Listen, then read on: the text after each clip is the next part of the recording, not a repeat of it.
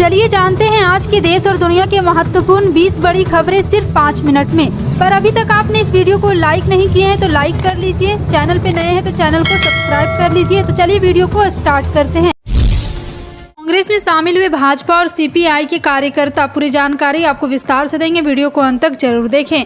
बता दें कि चित्रकूट विधानसभा के छिंदगढ़ ब्लॉक के ग्राम पंचायत कोडरीपाल के बोलरेस एवं काचीराज से चित्रकूट विधायक राजमन बेंजाम ने सरकार की जन कल्याणकारी योजनाओं की जानकारी ग्रामीणों की दी। ओडिशा और छत्तीसगढ़ के सीमा से बसे ग्राम काचीराज में आज़ादी के बाद से आज तक कोई विधायक नहीं पहुंचा था। आपको बता दें कि काचीराज पहुंचने वाले पहले राजमान और बेंजाम पहले विधायक है। इस दौरान सीपीआई और बीजेपी के लगभग 50 कार्यकर्ताओं ने विधिवत रूप से कांग्रेस प्रवेश किया। विधायक राजमन ने कहा कि पत्रकार ने ऐसी योजनाएं बनाई जिससे सुदूर अंचल में बसे ग्रामीणों को भी योजना के लाभ मिल सके। एक समय था जब ग्रामीण पंचायतों में लोग आने से डरते थे, आज यहां आपके क्षेत्र जनप्रतिनिधि पहुंच रहे हैं।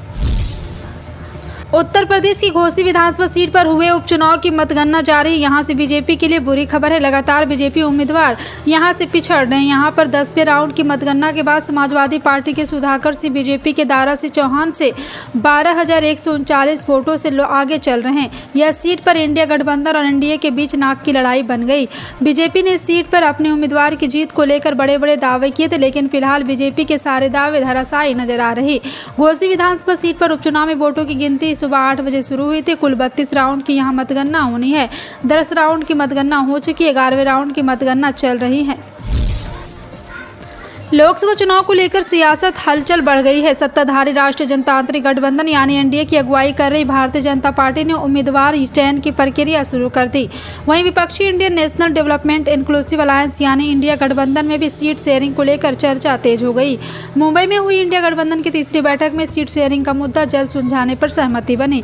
सीट शेयरिंग को लेकर अभी बात होनी है, लेकिन उससे पहले ही इस मसले पर गठबंधन के घटक दलों में सिर फुटबॉल शुरू हो चुकी है। राजधानी दिल्ली में G20 समिट के लिए विदेशी मेहमानों के आने का सिलसिला शुरू हो चुका है। जापान के पीएम फूमियो किशिदा और ब्रिटेन के पीएम ऋषि सुनक दिल्ली पहुंच गए हैं। बतौर पीएम ये भारत का उनका पहला दौरा है। उनसे पहले बांग्लादेश के पीएम शेख हसीना नई दिल्ली पहुंची। बांग्लादेश को भारत की ओर से बतौर अतिथि G20 में बुलाया गया है।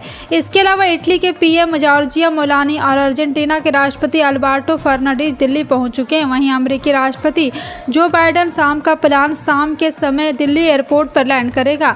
बाइडेन आज ही प्रधानमंत्री नरेंद्र मोदी के साथ द्विपक्षीय वार्ता भी करेंगे।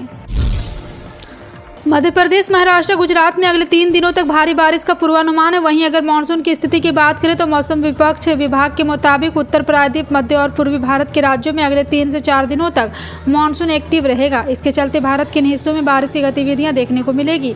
मौसम विभाग के माने तो देश की राजधानी नई दिल्ली में 8 सितंबर को न्यूनतम तापमान 27 डिग्री और अधिकतम 37 डिग्री दर्ज किया जा सकता है।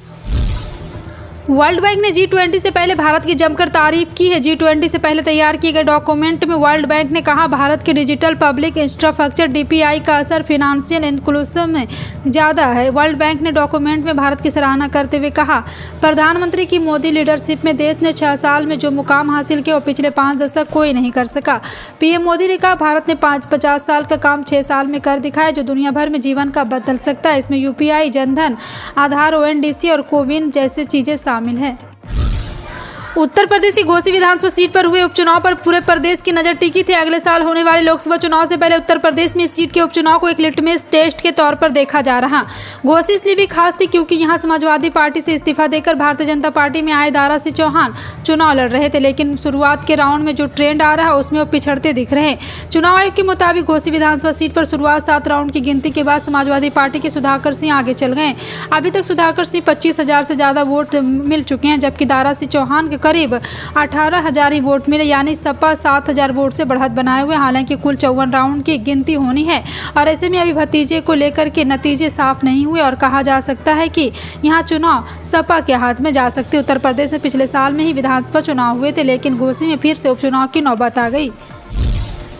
G20 सम्मेलन के लिए देश की राजधानी दिल्ली पूरी तरह तैयार है। 9 और 10 सितंबर को भारत इस सम्मेलन की मेजबानी करेगा, जिसको लेकर तैयारियां भी लगभग पूरी हो गई। दिल्ली में सुरक्षा के कड़े इंतजाम किए गए। हालांकि इन सब का असर उत्तराखंड के केदारनाथ धाम में भी देखा जा रहा है। यहां पर श्रद्धालुओं को दी जाने वाली हेलीकॉप्टर सर्विस 7 से 11 सितंबर तक पूरी तरह से बंद कर दी गई है।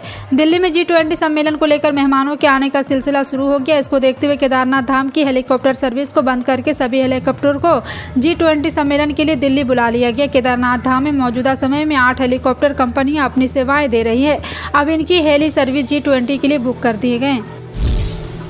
G20 शिखर सम्मेलन की दिल्ली में मंच तैयार। अमेरिका से जो बाइडेन भारत के लिए निकल चुके। सऊदी अरब के क्राउन प्रिंस मोहम्मद बिन सलमान भी भारत आ रहे हैं। इस बीच बड़ी खबर यह है कि पीएम मोदी समेत इन दोनों नेताओं और G20 के कुछ और देशों के बीच एक रील डील भी हो सकती है। और इस डील की ज़रूरत इसलिए पड़ी क्योंकि चीन मिडिल ईस्ट में अपने पांव पसारने की कोशिश कर रहा है। चीनी बेल्ट एंड रोड इनिशिएटिव को काउंटर करने के नज़रिए से इस डील को सम्मेलन के दौरान या इसके बतौर मीटिंग में अंतिम रूप दिया जा सकता है। अमेरिका में इस बात की चर्चा जोरों पर है कि अगर ये डील फाइनल होती है तो बाइडेन एडमिनिस्ट्रेशन के लिए मिडिल ईस्ट में अपनी नीति लागू करना आसान हो जाएगा। मसलन इजराइल सऊदी अरब के बीच संबंधों को ठीक करना आसान हो सकता है। फिलहाल आपका इन सभी खबरों पर क्या कहना है, कमेंट सेक्शन में टाइप करके जरूर बताएं। इसी तरह के पल पल की अपडेट जानने के लिए जुड़े रहें आप अपने NTS न्यूज़ चैनल से। मिलते हैं अगली बड़ी खबर में, तब तक के लिए जय हिंद।